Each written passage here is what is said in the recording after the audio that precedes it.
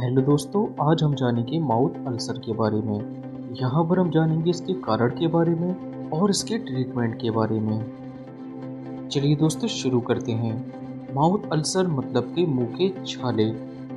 यहाँ पर oral cavity की जो म्यूकस मेम्ब्रेन होती है, अगर उसमें अल्सर हो जाता है तो उसको हम मुंह के छालों के नाम से जानते हैं। और दूसरा केस यहाँ पर एंगुलर चिलियाटिस का देखने को मिलता है।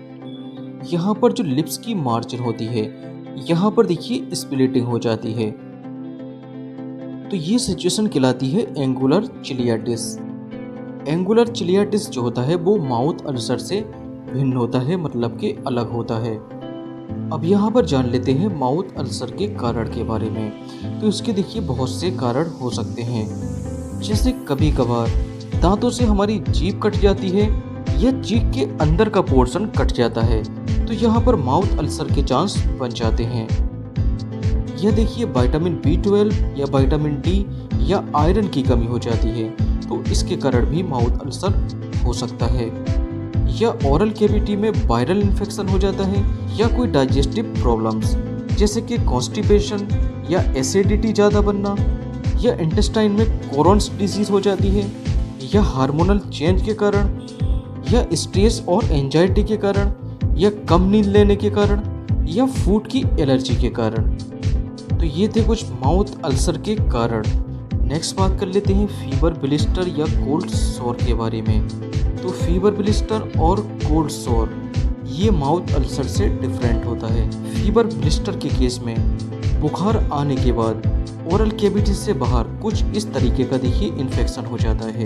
तो ये इन्फेक्शन हर्पीस सिम्प्लेक्स 1 वायरस के कारण होता है। तो इस केस में हर्पेक्स 5% और सोरबिरेक्स क्रीम का यूज़ किया जाता है।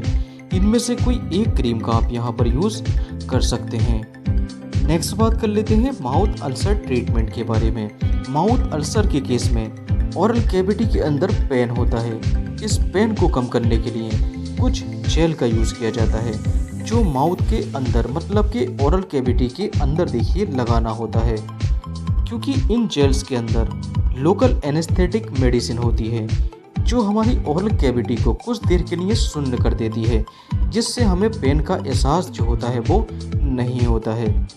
तो जैसे कि हम जानते हैं, जिन मेडिसिन के अंत में अगर केन शब्द आ जाता है, उसका मतलब होता है वो लोकल एनेस्थेटिक मेडिसिन होती हैं, जैसे कि लिग्नोकेन। लिग्नोकेन के अंत में केन शब्द है, इसका मतलब ये लोकल एनेस्थेटिक मेडिसिन है। और यहाँ पर जैसे कि बेंजोकेन, तो बेंजोकेन भी एक लोकल एनेस्थेटिक मेडिसिन है। तो इनमें से कोई एक क्रीम का यूज़ ओरल कैविटी की पेन को कम करने में कर लिया जाता है। तो यहाँ पर जैसे कि जेटीएल, म्यूकोपेन, ओरासोर और क्लेनोरा जेल, इनमें से किसी एक मेडिसिन का यहाँ पर यूज़ कर लिया जाता है। नेक्स्ट बात कर लेते हैं कीनाकोड के बारे में। कीनाकोड जिसमें स्टेरॉयडल मेडिसिन होती है, तो कीनाकोड को भी माउथ के अंदर लगाया जाता है। इसको ज़्यादा दिन तक यूज़ नहीं करना होता है। इसका जो नेचर होता है वो स्टेरॉयडल नेचर होता है, तो इसके स्टेरॉयडल नेचर होने के कारण ये ओरल कैविटी की इम्यूनिटी को जो है कम कर देता है। अब जैसे ही ओरल कैविटी की इम्यूनिटी कम हो जाती है, तो इसकी वजह से ओरल कैविटी के अंदर बैक्टीरियल या फंगल इन्फेक्शन हो सकता है। और इन जेल्स के अलावा कुछ मल्टी मिनरल और मल्टीविटामिन्स या तो सिरप या कैप्सूल का यूज़ यहाँ पर कर सकते हैं।